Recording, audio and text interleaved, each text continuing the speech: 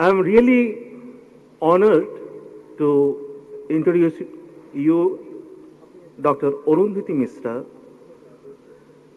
who received her B in Electronics and Telecommunication Engineering and ME in Computer Science Engineering in 1984 and 1986 respectively from Jadavpur University. In 2017, she completed her PhD in Computer Science Engineering from Nirma University, Ahmedabad, as an external candidate. She has been involved in the design and development of synthetic aperture radar, that is SAR, processing algorithms for various SAR missions, including CSAT, ERS-1, and ISRO's first airborne SAR sensor, RISAT-1. At CDAC India, she contributed extensively to the design and development of a parallel processor-based SAR processor on Param, that is India's first indigenous supercomputer. She also served as project manager for ISRO's multi-frequency scanning microwave radiometer and also contributed as deputy project director for data products for the joint ISRO-CNES Megatropics project. She had contributed to the simulation studies and configuration design of ISRO's proposed multimeter wave sounders TSU and HSU. She has deputed as a guest scientist as DLR Germany, where she developed a special SAR processing algorithm for the German ESAR project. Currently, she is the group director of the Advanced Microwave and Hyperspectral Techniques Development Group in SAC. Her research interests include SAR, radiometer, scatometer, simulation and processing and advanced algorithm development for microwave sensor, SAR, hyperspectral data analysis, and so on. She is also a member of CEOS WGCW since 2016. Notably, she has several research publications in reputed international and national journals and technical reports of SAC. Madam, we are truly fortunate to have a scholarly figure like you among us in this induction program. May we have Evi, please?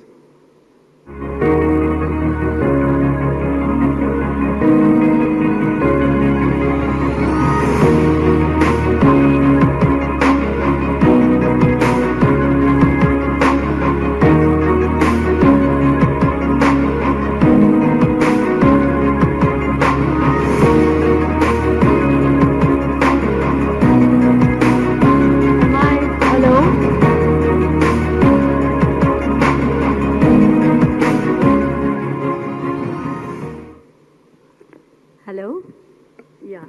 So, because if I stand there, I may not be visible, so I thought I will rather be here. It doesn't matter, my height is less, but I have gone to this space. So, it's always possible when you are dreaming big.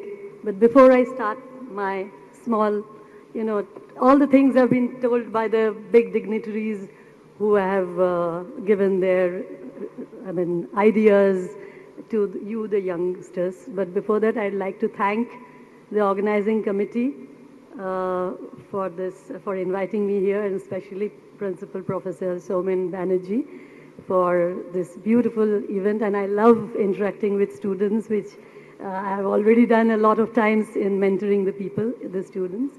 But today, so good afternoon to all of you. It's past 12 and all of you must be hungry. I'd just like to tell that today is whose day? Today is the students' days. Of course, the professors, the parents, they will be or have been, and the teachers actually are the people who have shaped your career. And you all are intelligent, maybe a little bit here and there, percentage-wise, fractional difference doesn't make a difference. But all of you are intelligent enough to go and do the best if you want it. Now, to do that, as many of my other speakers told, that you have to have a different kind of outlook also. Like when previous speakers told, that if you are having a very fundamental knowledge, now you are just very young, just out of the school. So if I talk about technology or something, it will be obviously not of any interest, and nobody is interested also, because for that you have the next 4 years. in front of you, and your teachers will be guiding you. But what is very important is the awareness and the base. The base is you've already cleared the joint entrance, so your physics, maths, chemistry, and some of you might be also opting for biology as fourth subject like I did, and I had very high rank in joint entrance in both medical as well as engineering. So this is what you should strive to go beyond what is there, and even statistics also, all of you must be studying. So the basic fundamentals are very important. Like when you go for the engineering things, and awareness. Now, in our days, of course, library was the only thing which we had. But now you have the Google, you have the Wikipedia. But these are sometimes not very good when people actually go for a shortcut. Okay, so I'll give you some one or two examples when I tell you about some of the anecdotes. Now, I'll just ask you a simple question because it is the Students' Day today, your day. That is, how is the Josh? Can the people answer? The students? Hello, जोर से. Hi, okay. From which movie? Okay, good. So most of the people in Calcutta, at least I find, are not able to, give me the answer. But the thing is not the movie, not Uri, but it is the ARISAT satellite which gave the data and gave us the capability to see through clouds, to see in the darkness, which is synthetic aperture radar can do. Optical cannot obviously do that at night. It is only for sunlight is there. And we won the war, okay, or rather preempt a kind of a war situation. So, okay, leave aside the masalas. But if I go and ask the students or even other people that what do you think about, what is ISRO? So the first answer which comes from people or even from big shots also is rocket, satellite and Chandrayaan, Mangalayaan and all, yes. As Dr. Sarkar also told, we have done it and it is no mean feat. Chandrayaan 3 was a big success and the hype was also very good. So yes, we became amongst the fourth, that is we were the fourth country in the world and to land on the lunar South Pole region, which is a difficult terrain to land. But apart from Chandrayaan, Mangalayaan, these are of course required. These are planetary sciences required for our future things and also for R&D, research and etc. development. And who knows, in future times we will be going for the space where maybe Earth will be full and you need minerals and something for deep space exploration or even space stations there where we can get the minerals and things from there to generate the silicons, etc. But whereas when you talk about ISRO, ISRO is basically Vikram Sarabhai's dream. So it is the dream which actually has to get implemented in life. That is, he was a dreamer. He knew during those 1950s that India to become a superpower amongst the superpowers and to be self-reliant, we need the space sector to improve. For what? For societal benefits, which many people are not aware of. And yes, we are actually providing this every day, like we have, just in a very nutshell, the communication navigations you all are aware of because the mobile is there, the GPS is there, the TV is there. So all these things are part of the navigation systems. And apart from that, of course, we have something like this weather forecasting from the geosynchronous satellites. And another branch where we have the remote sensing and where we have the microwave and the optical sensors, which will be capturing data which is used by different industries, with different ministries, and these are actually giving us the livelihood, for everybody. Down we are agrarian society, from the agriculture to forestry, to geology, to mining, to climate, weather forecasting, disaster management. So these are things which actually are giving us the sustenance. Because if we are not getting those data on time, day in and day out, every day with our own satellites, then definitely India will not be in a position where we are today. We are now thinking of becoming maybe the third or fourth economy in the world, global economy in the near future. That is what our country is dreaming.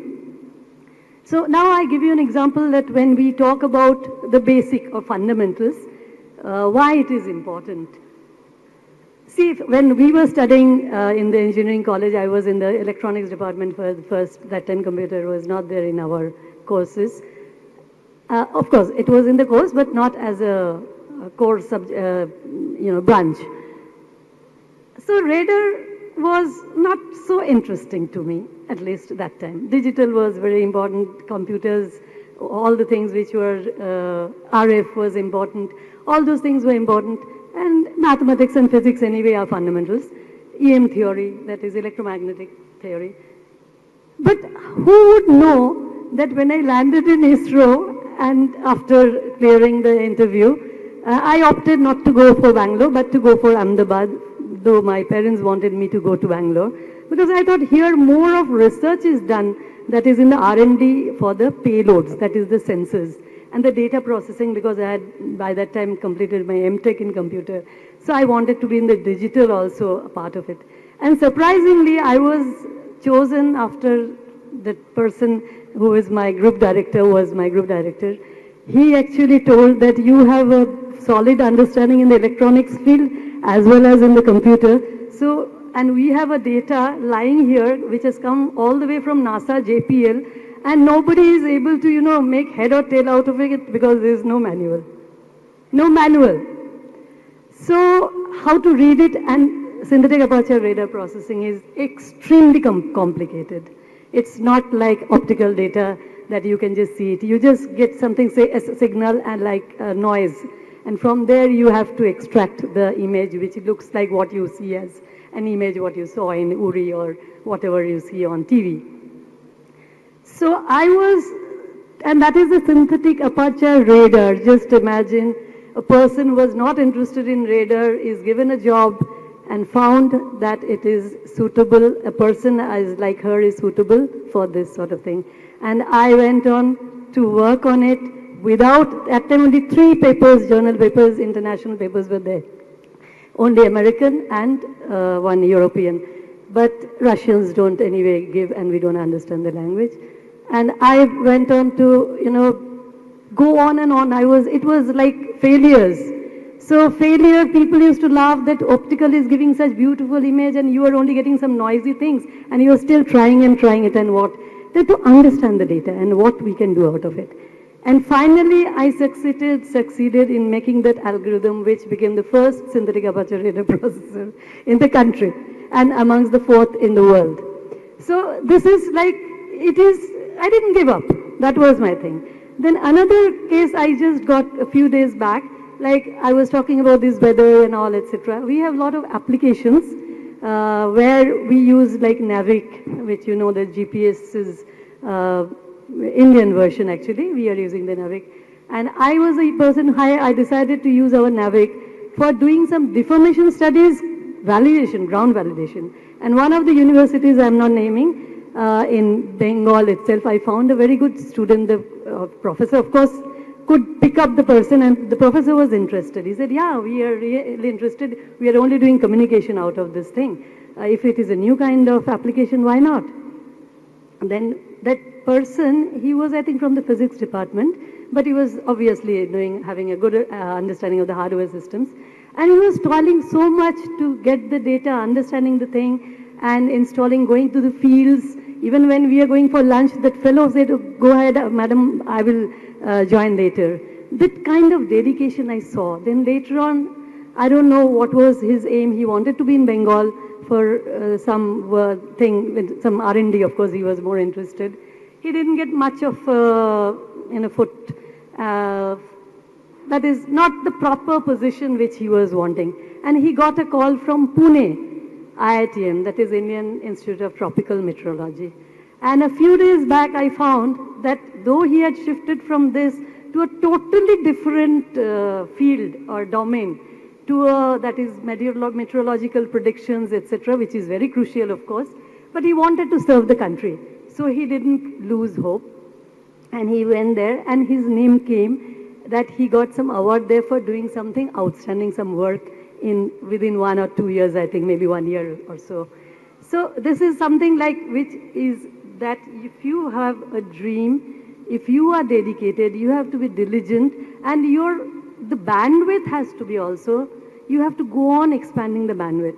Because whatever nowadays we are seeing in the students, I have had the first fortune to guide lots of students, including from Jadavpur University, IITs, who have now passed, some have gone abroad, some are here. But I always say, why you have to go abroad? Why don't you serve our own country? But they were, again, some people didn't get the scope, so they said, what is the scope? You should build your scope. What is scope? Somebody should not give you something. You have to, nowadays, like we are talking about these startups, these companies which are coming up. And if you have the potential in you, dream big and make it. The youngsters are now joining in the space sector. The space sector is now a huge domain. It's $1 billion economy in the global scenario.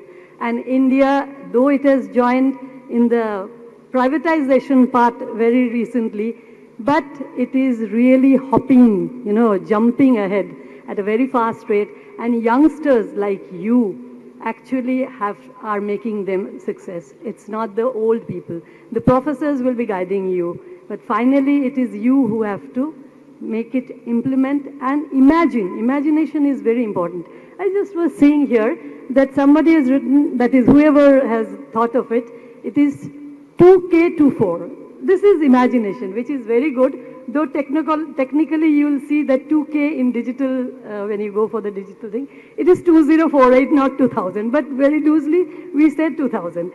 Good, but somebody has thought about it. That itself makes it a huge success. That person has got the good imagination. So it is imagination. Our Professor Kalam sir, he used to frequently come to our center and all the centers. He was interested and interacting with the students. I had the good fortune to interact with him also. And he was always an inspiration. He says the future is who? It is you, the youngsters. Vivekananda ji has told, the youth, arise, awaken, and stop not till you are successful. And you have to build the country and the infrastructure to take us ahead. You should not work for others. You should work for ourselves, for our country. And then only we will be successful, you will be successful, and the country will be at par with any of the countries. And we are already hand in hand, like you people must be seeing in the news, NISR, NASA ISRO Synthetic Aperture Radar. I was involved in it from the day one, and it is unfortunately being delayed due to some problem in NASA's component. Our portion is already delivered, ISRO's portion, and it was going to be launched this year. That will be launched next year. So NASA came to us to take our technology, and whatever we were giving them, the suggestions and ideas and newness of the thoughts, where it can be used, like their applications are different. European weather is different. US weather is different. Indian weather, the demography is hugely variant. So here it is much more difficult, So they also were taking ideas from us when we were uttering that these are the things which need and this has to be added. So this is what now the whole globally people are actually coming to us, taking our ideas. So you have the ignited minds. The ignited minds should be thinking big, dream positive, not negative. Too much of negativity in the TV channels and all news. Okay, awareness is okay, but we should not, delve too much into that. Forget about it. You should take the country forward and dream for a bigger cause and positive. So all the best to you and have a blast of time, and also enjoy your college life, because entertainment is also required for a full